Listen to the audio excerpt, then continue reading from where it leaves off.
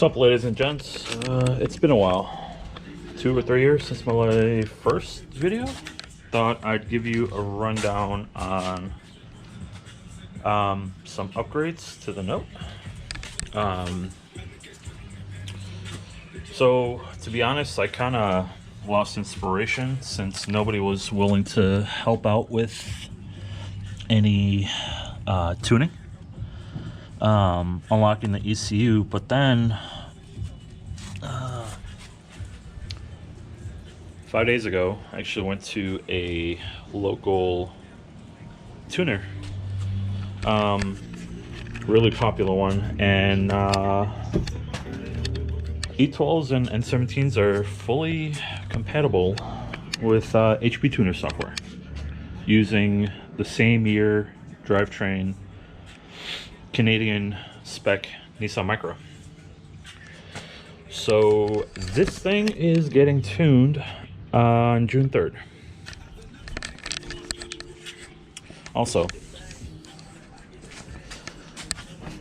oh shoot,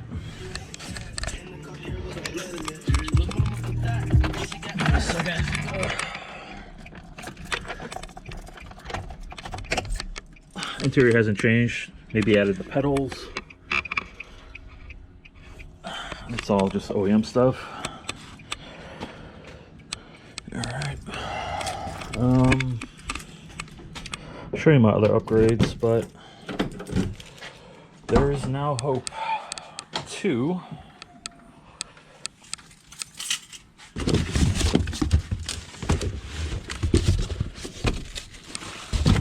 install this. This is a TBS V400 400cc blower. Really efficient roots style blower from Eaton. This is the same unit that comes on the 1.2 DIG that the US never got. It's supposed to flow about 5 psi. I forgot what it was, 5.5 psi stock on a 1.2. On my application, probably going to be running close to 8. Excuse me. So anyways, that's one thing down the line. Just trying to figure out tuning first for this thing. I can confirm that we did plug it up. We did upload stock ROM. Thanks to, I got the information from Steven in Orlando. He hooked it up with information. So yeah, let's start out with brakes. These are Z32 pistons. They bolt right up. I'll insert some pictures of before and after and what I had to get them to work, but they bolt right up to the OEM knuckles, straight bolt on. However, you need to machine the back spacing down. I believe it was 0.100 of an inch to center the rotor. Now, rotor was tricky.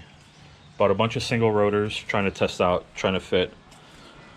I ended up finding that the Renault Twingo 133 RS rotor is 280 millimeters. Not only is it 280 millimeters, they have a 60.1 bore size, so they bolt right up.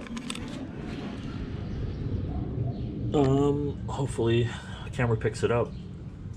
And I opted for drilled and slotted 2 years ago, and now this year I'm trying out the C pattern, or the C cut.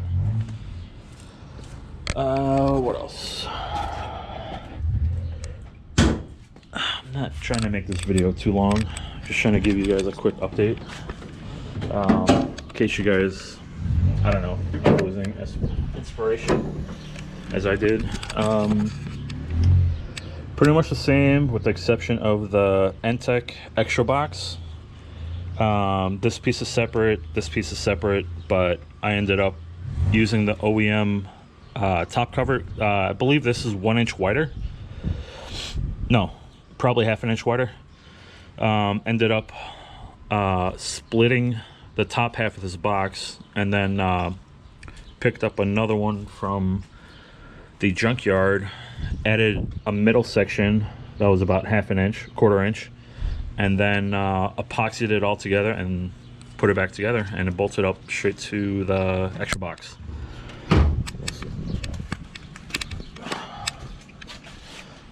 And I don't know if I showed you guys the, oh god, this sucks. Oh, I don't know if you can see under the car. It's probably not gonna pick it up. I'll insert some pictures. It's kind of rusted out because I drove through winter last year. The entire Cusco catalog under the car. Sucks because it makes the car even lower. My alley has speed bumps and my car's not happy. I could have raised it, but that's just stupid. Besides that, yes, I added a, oh god, I'm not gonna be able to see it, but an N-tec polyurethane transmission mount was added to the shifter, and it eliminates all the play on offload, especially in 5th gear, because that was terrible. But now the shifter doesn't move at all under load in any gear. What else? I added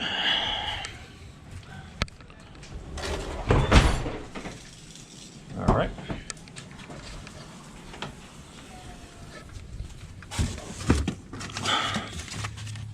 I added these suckers, front and rear. These were purchased off Yahoo Auctions or Buyee. These are polyurethane top hat spacers. I forget what they actually call them specifically. Besides making the ride much more uncomfortable,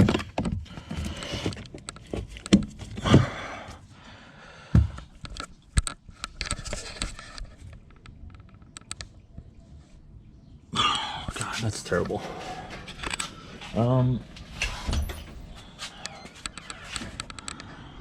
If the camera picks it up,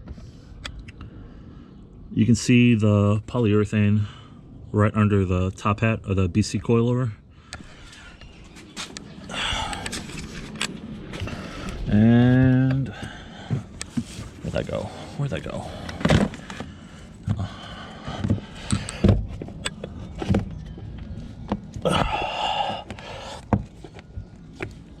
Step back. I'm over here. Sorry for the poor lighting.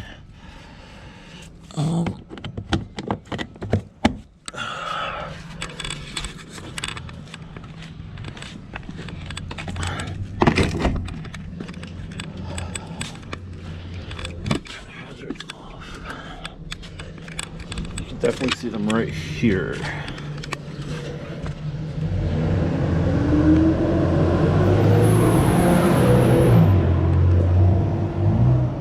So this eliminates all the play when you go lock to lock on the inside wheel.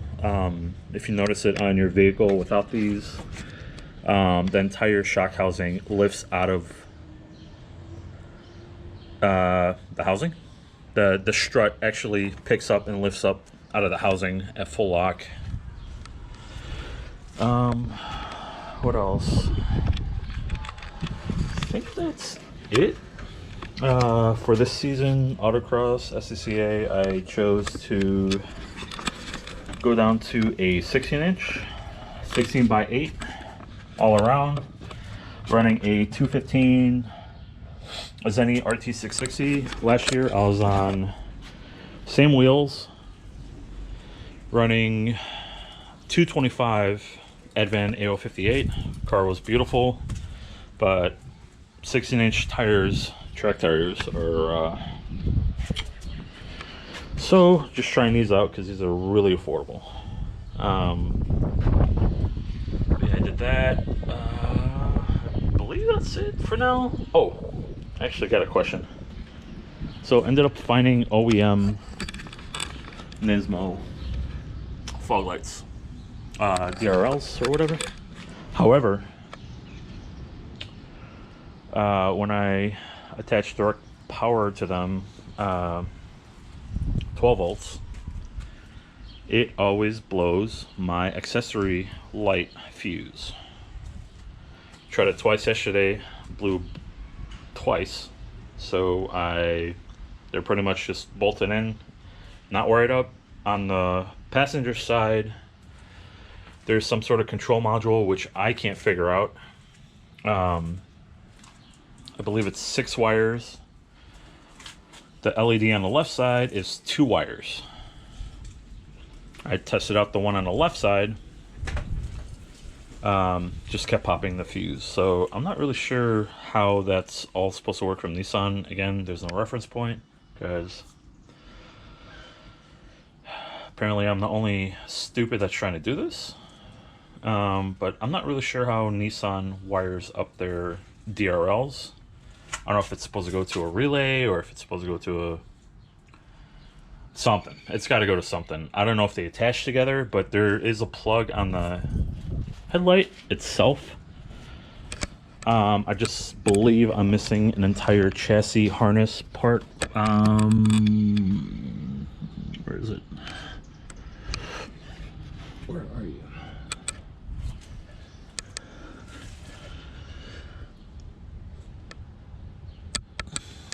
I believe it's this right here. This plug right here. That also controls the motor, the self-leveling on the headlight. I don't have the self-leveling, but I believe the lights actually get powered off of this as well. So maybe the controller on the bumper is also the controller for the self-leveling. I don't know. Nissan does some weird stuff, especially this year when Carlos Grossen was in charge. I'm not gonna get into that, but yeah. So every time I tried plugging in this single dual wire one, kept popping the fuse, and the IP DM, whatever this thing box is called. It's kind of a bitch to get to, but yeah. So that's pretty much it for now. I'm going to be posting a video of power numbers sometime after June 3rd. My dyno is June 3rd in the morning, so probably that night or that Tuesday or Wednesday, just depends on my work schedule, to see what stock numbers come out of this thing, and the front box, extra box, and my full exhaust does anything with the tune. Kind of hoping for 95-ish wheel. That'd be kind of cool. I'm not sure what the tuner is actually going to be able to get out of this, but I would, first things first is I'd like to know the duty cycle of the injectors and the duty cycle of the OEM fuel pump, and then we'll work on fitting this.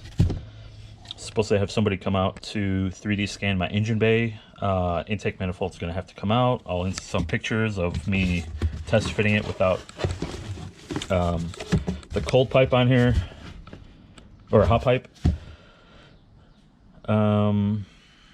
and we'll go from there. And I'll try to attach anything that I forgot to speak about. But yeah, that's it. Take care, guys. Thanks for watching. Peace.